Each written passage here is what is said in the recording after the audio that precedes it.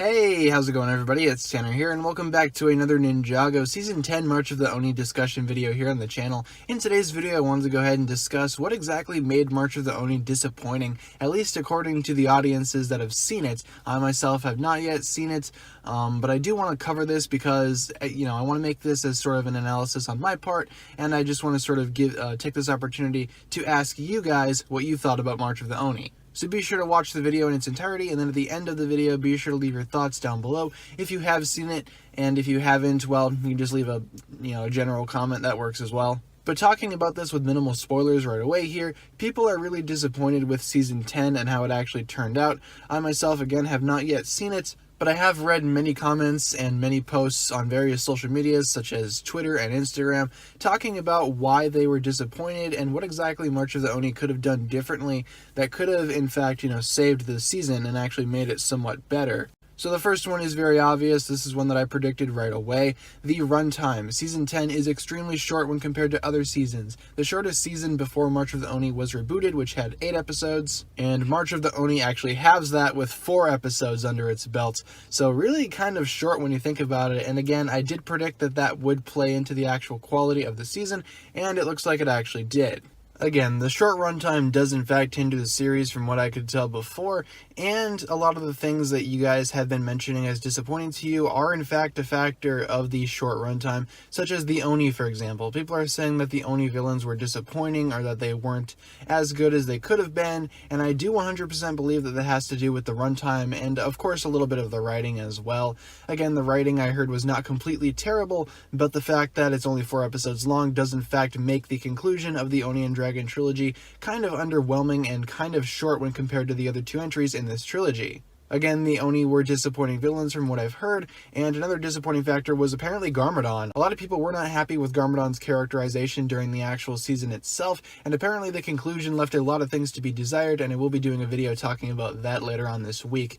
But the fact that Garmadon was kind of disappointing is really disappointing to me, because Garmadon has always been one of the better characters throughout the narrative of Ninjago, and considering, everything that's been happening with his character throughout seasons 8 and 9, it is kind of disappointing to hear that his character wasn't really developed in the best way during the conclusion of the actual season. That just really doesn't make any sense to me personally, and I wish something would have been different, regarding that.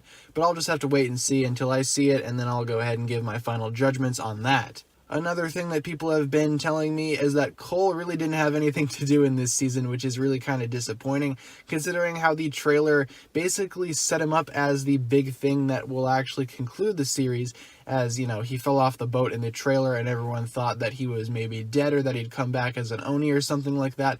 But no, apparently he just kind of just doesn't resolve that, and that is really kind of disappointing to hear.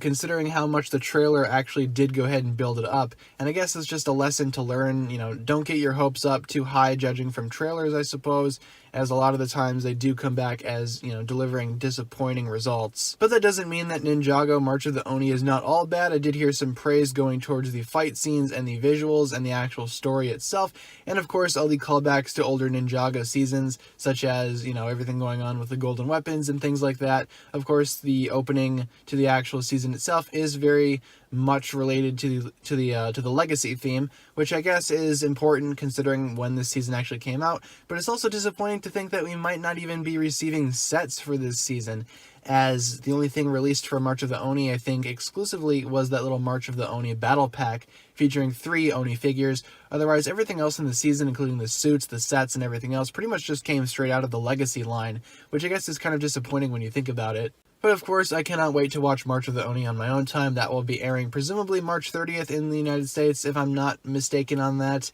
But yeah, guys, I look forward to watching it. Be sure to leave your thoughts down below. Again, if you have seen it, what did you think about March of the Oni as a whole, and how could it have been, improved? With that being said, guys, that'll just about do it for this video here. If you enjoyed it, as always, don't forget to give the video a huge thumbs up rating, and of course, remember to hit the subscribe button if you've not done so already. Once again, guys, the comment section is yours for the various discussions that you would like to have regarding this topic, or if you just had a comment of a general nature, that's fine as well.